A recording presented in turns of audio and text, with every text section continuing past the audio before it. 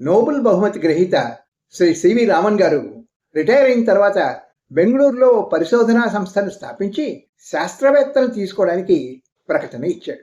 చాలా మంది యువకులు సివి రామన్ గారిని చూడొచ్చని ఉద్యోగానికి అప్లై చేసుకున్నారు. ఆ ఇంటర్వ్యూలో 3 ఉద్యోగం లభించింది. మర్నాడు రామన్ గారి ఆఫీసులో ఓ యువకుడు అటూ ఇటూ తచ్చాడుతూ కనిపించాడు. అతనికి ఉద్యోగం రాలేదని రామన్ గారికి అర్థమై, ఇక్కడ ఏం చేస్తున్నావు అని అడిగాడు. ఏం లేదు సార్, ఇంటర్వ్యూ తర్వాత నాకు 7 రూపాయలు ఎక్కువగా ఇచ్చారు, అది నాది కాదు, ఇచ్చేద్దామని వచ్చాను.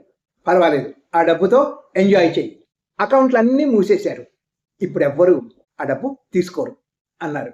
నాది కానిది నేను వాడుకోలేను సార్ అంటూ ఆ 7 రూపాయలు రామన్ గారికి ఇచ్చేసి ఆ యువకుడు పోబోతుంటే రామన్ గారు పిలిచి, రేపు పొద్దున 10:30కు ఆఫీస్కి రా అన్నాడు ఆయన.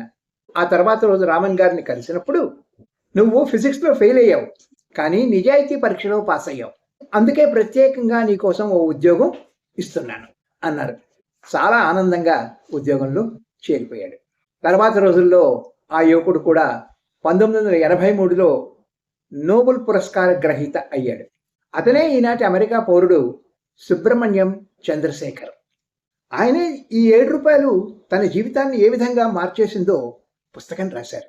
నిజాయితీ ఎంత ఉన్నతమైన స్థాయికి తీసుకెళ్తుందో ఈ సంఘటనే గొప్ప దృష్టాంతం. Good luck.